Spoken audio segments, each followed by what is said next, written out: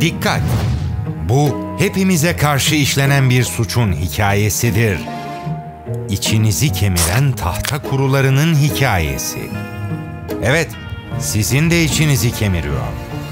Ama tatlı tatlı.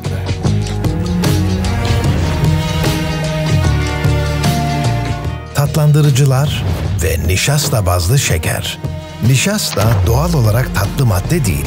Dolayısıyla fabrikalarda ona tatlılık kazandıracak bir ton işlem uygulanır ve tüm bu kimyasal süreçlerde nişasta bir zehre dönüşerek yiyeceğinize şeker olarak karışır.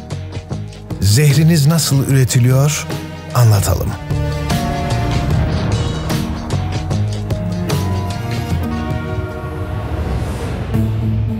Fabrikalarda çalışan işçiler tarlalardan mısır tanelerini toplar ve bunları temizler. Mısırlar tıpkı büyük bir süngü gibi şeker üretiminin ana malzemesi olarak kullanılır, mısırların kabukları ve tohumları ayrılır, geriye sadece nişasta dolu parçaları kalır. Nişastanın şeker moleküllerine dönüşebilmesi için bazı enzimler kullanılır ve bu süreçte oldukça fazla kimyasal işlem devreye girer. Tam da bu noktada mısırın şekeri tatlı ve tatmin edici bir hale gelir. Tüm bunlar kimyasal reaksiyonlarla gerçekleştirilir ve reaksiyon sırasında ortaya zehirli olduğu bilinen yan ürünler çıkar. Fabrikalarda bu şekerleri arındırarak saflaştırır ve en nihayetinde şeker kristalleri paketlenip piyasaya sürülür. Böylece mısır, tarladan mutfak masalarına zehir olarak gelme yolculuğunu tamamlar. Peki doğal olarak tatlı olmayan bir ürün neden şeker yerine kullanılır? Bunu öğrenmek için yıllar öncesine, 1970'lere gidelim. 1970'ler hem Amerika'nın genel ekonomik yapısı hem de gıda sektörü için zorlu bir dönemdi. Tarım ve gıda sektörüne etkisi özellikle fiyat artışları ve devlet politikalarıyla şekillendi. Enflasyonun yüksek olduğu bu dönemde tarım ürünlerinin fiyatları da arttı. Pekala 1970'lerde gıda fiyatları dünya çapında artmıştı. Sovyetler Birliği'nde yaşanan kuraklık ve Amerika'daki tarım ürünleri üretimindeki dalgalanmalar uluslararası gıda ticaretini etkiledi.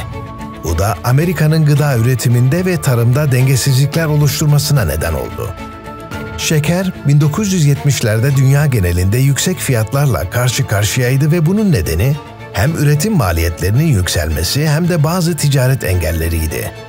ABD özellikle Brezilya gibi ülkelerden şeker ithalatını sınırlayan tarifeler koymuştu. Bu durum ABD'deki gıda üreticilerini alternatif tatlandırıcılar aramaya itti. ABD'nin tarım politikaları mısır üreticilerine büyük destek sağladı. Ne var ki mısır, Amerika'da bol ve ucuz bir tarım ürünüydü. Bu dönemde mısırın üretimi arttı ve mısır şurubu, şeker yerine kullanılabilecek uygun maliyetli bir alternatif haline geldi. 1970'ler, mısır ve diğer tarım ürünlerine yönelik sübvansiyonların da arttığı bir dönemdi. ABD hükümeti, mısır üreticilerine büyük destek sağladı ve bu, mısırın şeker yerine kullanılmasının daha da cazip hale gelmesine yol açtı. Nişasta bazlı şekerin kullanımı, bu sübvansiyonlar sayesinde ekonomik olarak çok daha çekici bir alternatif olarak ortaya çıktı. Ayrıca mısırın nişastasını işleyerek glikoz ve fruktoz gibi şekerlere dönüştürmek, tatlandırıcı ihtiyacını karşılamada alternatif bir yol sunmuştu. Ve en nihayetinde şekeri ucuza mal etmek isteyen üreticiler, mısırdan tatlı bir zehir üretme yolculuğuna çıktılar. Zamanla bu şeker türleri gıda ve içecek endüstrisinde yaygınlaşmaya başladı. Özellikle meşrubat endüstrisi. Sıvı şekeri kullanması kristal şekeri sıvılaştırmasına göre çok daha kolay. Üstelik miktar olarak daha azını kullanıyor. Endüstride fruktoz içeriği birbirinden farklı mısır şurupları, meşrubat, tuzlu olanlar da dahil endüstriyel bisküvi yapımı, hamburger etleri, sosisler, ketçap, mayonez ve salata sosları da dahil olmak üzere hemen her şeyde kullanılıyor. Pekala ABD'nin endüstriyel gıda üretiminde yüksek fruktozlu mısır şurubuna dönmesi ve karşılaştıkları toplumsal obezite, metabolik sendrom ve diyabet salgını arasında zamansal bir paralellik bulunduğu artık çok açık. Americans are not winning their battle against obesity. Çok kaliteli üretim yapan birkaç yeri saymazsanız eğer, herkes daha ucuz, ekonomik, kullanımı kolay olduğu için bu yöntemi tercih ediyor. Bir de raf ömrü avantajı sağlıyor. Esas soru bu. Hem ucuz hem de daha uzun bir raf ömrü sağlıyor. Daha ne olsun? Kapitalizmin hüküm sürdüğü bu dünyada yaşadığımızı ve herkesin kendi başına buyruk olduğunu biliyoruz. Ama paketleyiciler kapitalizmi yepyeni bir seviyeye taşıdı. Büyük şirketlerin güçleri ve genişlikleri bugün ücretleri düşürdü, işçi gücünü ezdi ve tüketici için fiyatları manipüle ederken aile çiftliklerini yok olmanın eşiğine getirdi. Tüm bunlar bazı şirketleri çok ama çok zengin etti. Ve hepsinin hedefinde istisnasız her birimiz varız.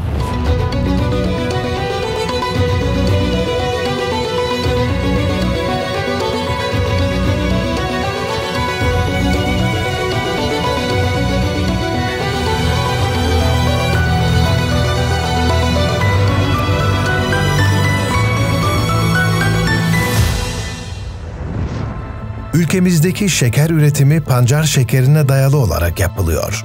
Bu açıdan bakıldığında pancar şekeri üretimi hem ülke kaynaklarına dayalı olması hem çevre sağlığı, ki pancar havayı en fazla temizleyen bitkilerden biridir, hem de yarattığı istihdam nedeniyle büyük önem taşıyor. Fakat ülkemizde mısır şurubu ve fruktoz kullanımı kontrolsüzce arttı ve artmaya devam ediyor. Türkiye'de şeker sektörü üretim ve tüketim dengesini korumak adına planlı ve kotalı bir sistemle çalışmasına rağmen, son yıllarda sezon sonunda 600-700 bin ton kadar büyük bir şeker stoğuyla karşı karşıya kalıyor. Pekala bu miktar toplam üretimin yaklaşık %20-25'ine denk.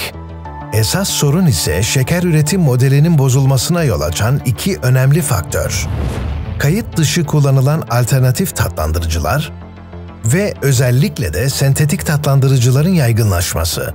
Türkiye'nin tek planlı ve kotalı üretimi şeker pancarı. Şu anda Tarım Bakanlığı'nın ve ülkenin istemiş olduğu planlı üretim yapmak, hem hayvansal üretimde hem de bitkisel üretimde tek planlı üretimimiz şeker pancarı. Bu sistemde planlı üretimde bozmuş oluyorlar.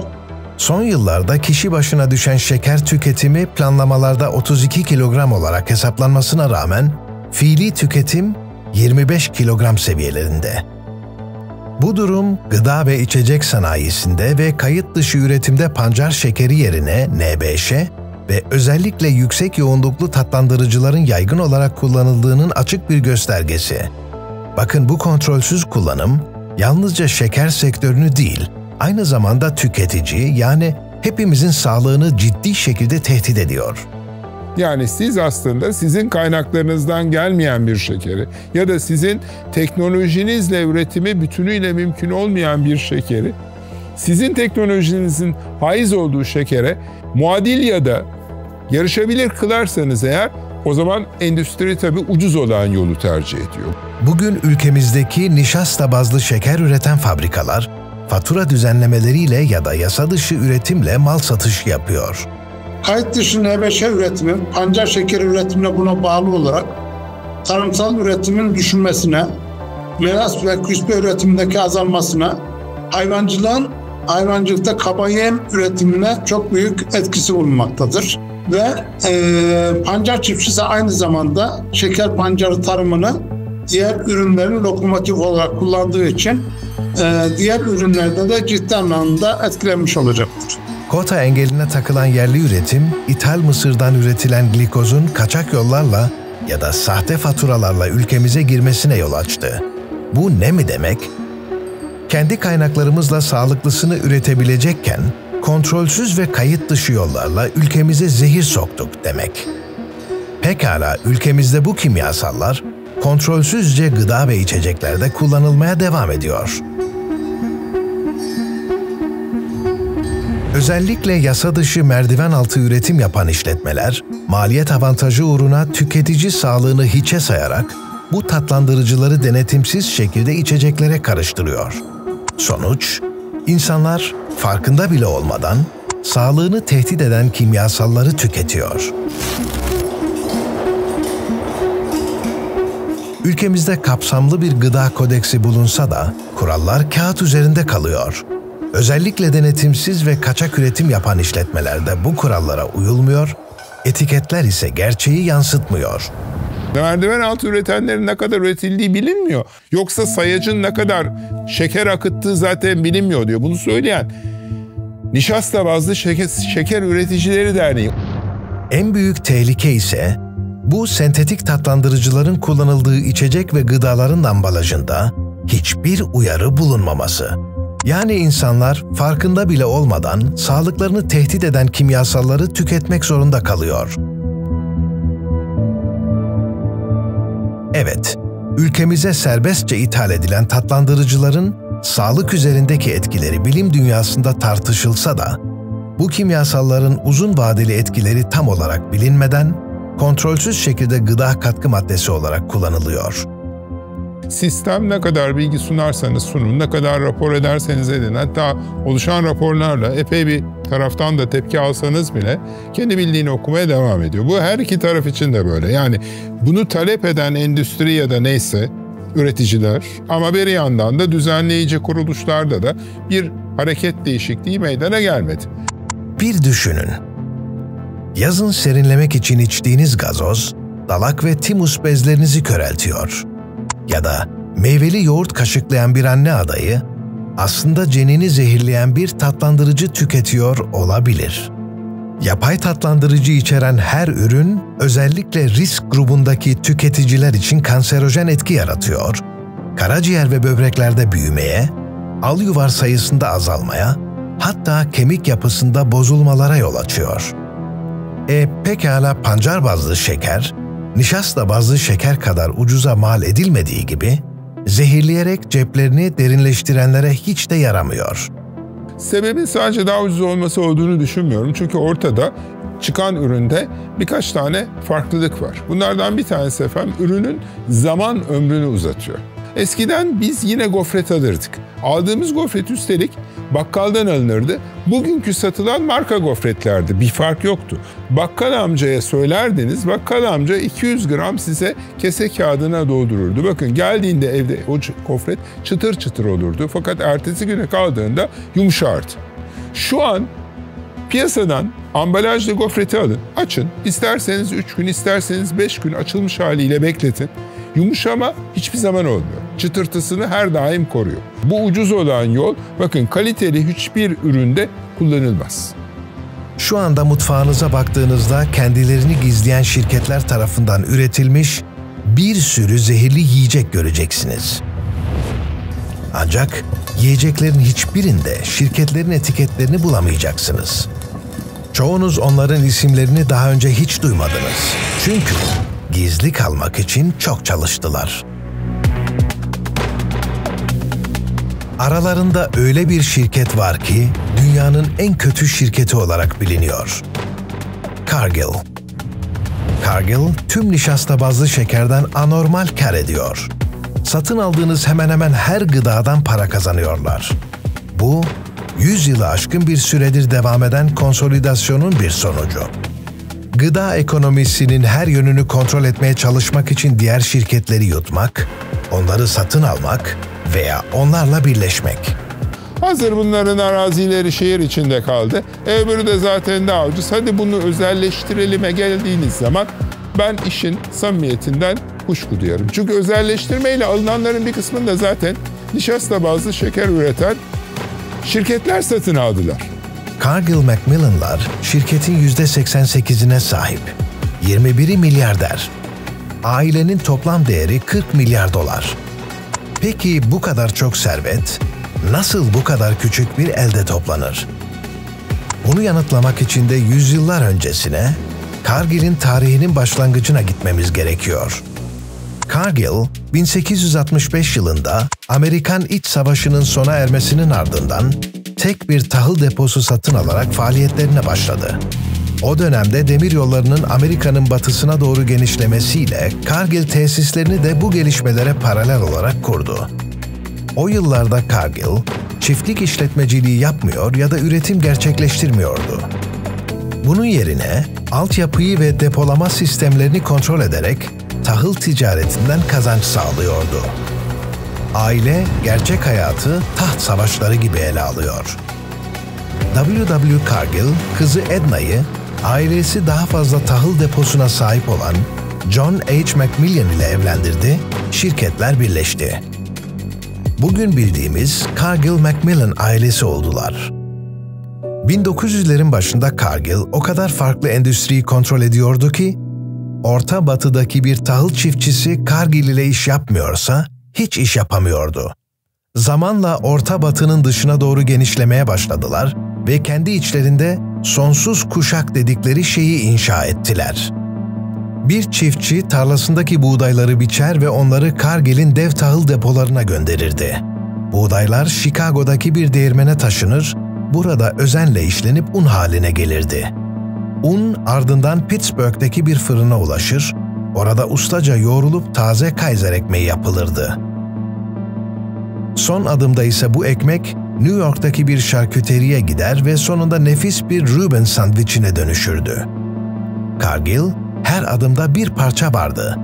Çiftçiye tohum ve malzeme satarken tahılı depoluyor, değirmene ekipman sağlıyor, fırın için susam tohumu tedarik ediyor ve şarküteriye kürleme tuzu satıyordu. Bu devasa zincirin her halkasında kâr ediyordu. Ve bunun da ötesinde tüm taşımacılığı kontrol ediyordu. Mal ne kadar uzağa giderse o kadar çok kazanıyorlardı. Bugün Amerika topraklarında kurulan Cargill, Bursa'da sizler için nişasta bazlı zehir üretiyor. Şirket ABD tarafından gizlice öyle bir destekleniyordu ki, 2004 yılında ABD Başkanı George Bush, bizzat Türkiye'ye gelerek bu şirkete sorun çıkarmayın mesajı vermişti. Ardından Cargill, Bursa'da 1. sınıf tarım arazisi üzerine fabrikasını yasa dışı olarak kurmuş ve sonradan bu durum için yasa değişikliği yapılmış, Cargill yasası olarak bilinen bir düzenleme çıkmıştı. Bu uluslararası şirketler diğerleri tarafından dokunulmadan en tepede kalmayı bir şekilde başarıyorlar. En başında husumetle başlamış olan söktüreceğim bu fabrikaları mantığında aslında benim bir geri adım atmışlığım yok ama o fabrikalara kimse dokunmadı. Halkla ilişkiler açısından baktığınızda yerli endüstrimiz kusura bakmasın sınıfta kalmanın ötesinde aslında okuldan atılmalıdır. Bunu söyleyebilirim. Cargill'in planı tıpkı bir satranç ustası gibi her hamlesini hesaplayarak her adımda kazanç sağlamak üzerine kuruluydu. 1997 yılında İznik Gölü su havzasına tahsis edilen araziler nedeniyle gölde büyük ekolojik zararlar meydana geldi. Şirket bugün hala İznik Gölü'nden ve gölü besleyen kaynaklardan milyonlarca metreküp su çekmeye devam ediyor. Bu durum pekala göl ve çevresindeki canlılar için büyük bir tehdit.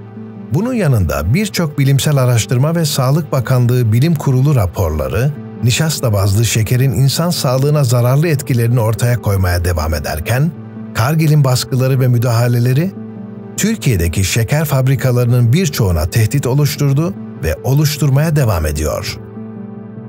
Türkiye'nin şartlarında bir şey üretilebiliyorsa o üretimi siz destekleyeceksiniz. Türkiye'de bir şeker üretebiliyorsa kendi şartları içerisinde bunu üretir. Nişasta bazlı şekerin biz neresini üretiyoruz derseniz biz tabii ki bunun mısırını üretiyoruz. Tohumu dışarıdan geliyor. Çünkü bu özel bir tohum. Sistem bütünüyle entegre kurulmuş. Ama ara işlemi yapan kimyasal olaylarda biz dışarıya bağlıyız. Halbuki bizim kendi imkanlarımızda kurulmuş olan şeker fabrikaları çok eski. Fruktoz, endüstriyel anlamda yaygın bir şekilde kullanılmasına rağmen insan metabolizması için uygun bir şeker türü değil. Ne var ki fruktoz, şeker metabolizmasını düzenleyen insülin salgısını etkilemez ve doyum hissi oluşturmaz. İşte bu durum ciddi riskler taşımaktadır. Vücuda alınan fruktoz hızla trigliseride dönüşür ve yağ dokusunda depolanır. Mısır şurubundan elde edilen yüksek fruktoz içerikli şeker, iç organlar ve karın bölgesinde yağlanmanın önemli bir nedenidir. Yani ben bugüne kadar bir bilimsel kongrede şeker ya da sizin adını saydığınız bu bir takım maddelerin sağlık konusunda nasıl olumsuz etkiler yapabildiğine dair bir tıbbi kongrede bir tane bile konuşma görmedim. O zaman dedim ki bu aslında kolektif yapılan bir işlem. Çünkü orada fark ediyorsunuz ki ciddi anlamda bir lobi var. Fakat mesele sadece kilo değil elbette. Bu yağlanma, metabolik sendrom olarak bilinen hastalık tablosunun oluşmasına katkıda bulunur. Metabolik sendrom, obezite, bozulmuş şeker metabolizması yani diyabet ve hipertansiyon gibi sorunları içerir. Bu da kalp hastalıklarına ve damar tıkanıklığına yol açabilir. Evet, tek sorun kilo değil. 1982 yılında yapılan bir deneye göre, fruktozdan zengin diyetlerin farelerde metabolik sendrom oluşturmada model olarak kullanıldığını göstermişti. Bu ne mi ifade ediyor? Söz konusu araştırmada fareler, fruktozdan zengin bir diyetle beslenmiş ve bu diyetin farelerde metabolik sendromu tetiklediği gözlemlenmiş. Yani farelerde yağ birikimi, insülin direnci, yüksek kan şekeri gibi metabolik sorunlar gelişmiş. Bu araştırma, fruktozun metabolik hastalıklar üzerindeki olumsuz etkilerini göstermek adına önemli bir dönüm noktasıydı. Fruktoz, insan vücudunda alkole benzer bir mekanizma ile işler. Şeker tüketiminin artması, kişilerin aşırı yeme davranışına yol açarak, metabolik sendroma yol açan bir kısır döngüye dönüşür. Dolayısıyla şeker tüketimi, alkol ve morfin bağımlılığına benzer bir etki mekanizması oluşturur. Fruktoz, karaciğer tarafından işlenirken, bu işleme sırasında karaciğerdeki hücrelere ciddi zararlar verir. Fruktozun beynin işlevlerini baskılaması ve daha fazla tüketim isteği uyandırması da şekerin aşırı tüketilmesine neden olur. İçeriğinde yüksek yoğunluk tatlandırıcı bulunan gıda ürünlerinin tüketim açısından caydırıcı olacak miktarda ilave ÖTV getirilmesi lazım. Türk Gıda Kodeksinde yüksek yoğunluklu tatlandırıcıların limitleri %50 oranında düşürülmeli. Türk Gıda Kodeksinde yapılacak değişiklikle ürün etiketlerinde mamul ürünlerde kullanılan şekerin kökenleri yer almasının zorunlu hale getirilmesi lazım. Yani ürün içerisinde pancar şekeri kullanılmıştır, nişasta bazlı şeker kullanılmıştır veya yüksek yoğunlukta şeker kullanılmıştır mutlaka ve mutlaka yazılması gerekiyor. Günlük hayatımızın içinde farkına bile varmadan tükettiğimiz bir zehir. Nişasta bazlı şeker. Gıda endüstrisinin görünmez ama etkili bir parçası. Tatlandırdığı kadar acı bir gerçeği de içerisinde barındırıyor. Evet, tahta kuruları sessizdir ama eninde sonunda oyuk açar. Pekala minik, karanlık gölgeler gibi raflarda, mutfaklarda ve sofralarımızda sinsice yerlerini aldılar. Havada hafif ama belirgin bir koku var artık. Küflü, tatlımsı, yabancı. Çünkü tüm dünya belirti vermeye çoktan başladı bile.